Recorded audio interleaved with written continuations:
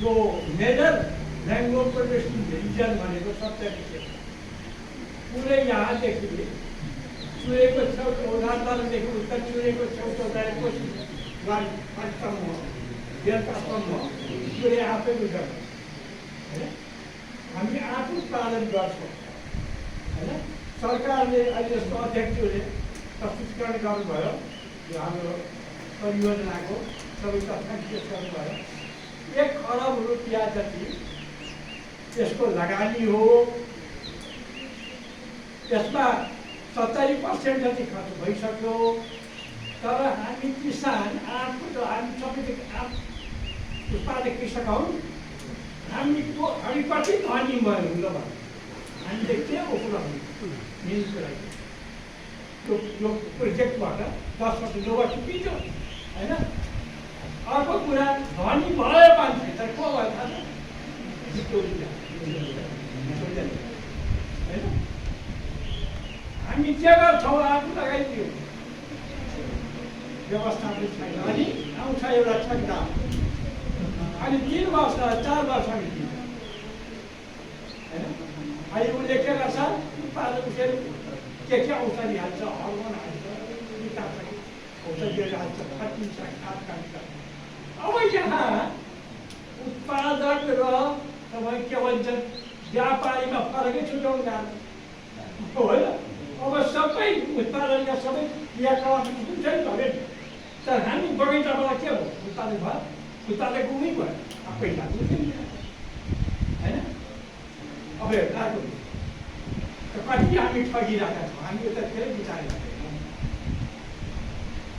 जस्तै सरले पनि भन्नु आयात आफूले चाहिँ एउटा निर्यात विदेश एक्सपोर्ट पनि हुन्छ। जस्तै चाइनाबाट स्याउ आउँछ नि एउटा स्याउको गुण हामी किन्छौँ यहाँ 50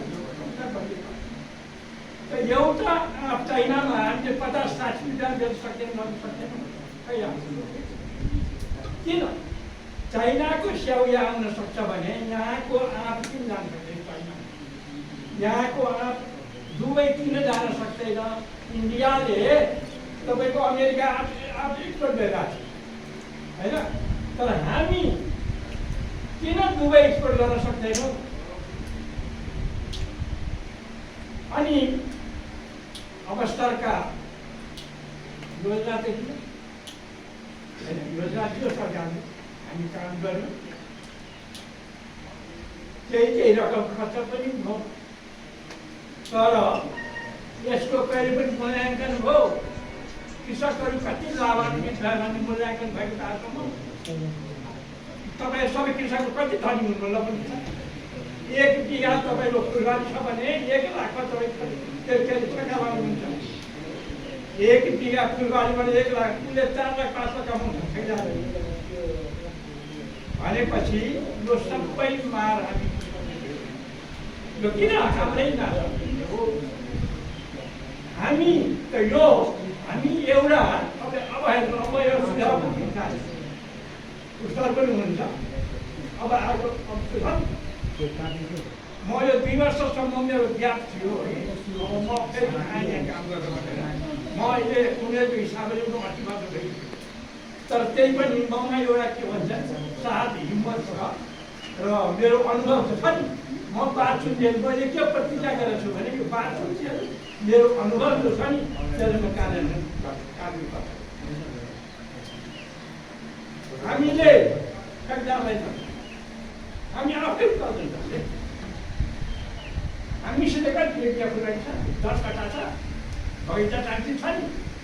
अच्छा त्यसको रेखदेख सबै म्यानेजमेन्ट गर्दै हाम्रो यो के भन्छ परियोजना इकाइ छ नि उसले गर्छ। हामी आधा त लगानी गर्छ नि होइन आधा हामी। अनि त्यसपछि हाम्रो सबभन्दा ठुलो समस्या मार्केट हो। हाम्रो आँप कौडीको मूल्यमा हामी बेच्न सक्दैनौँ।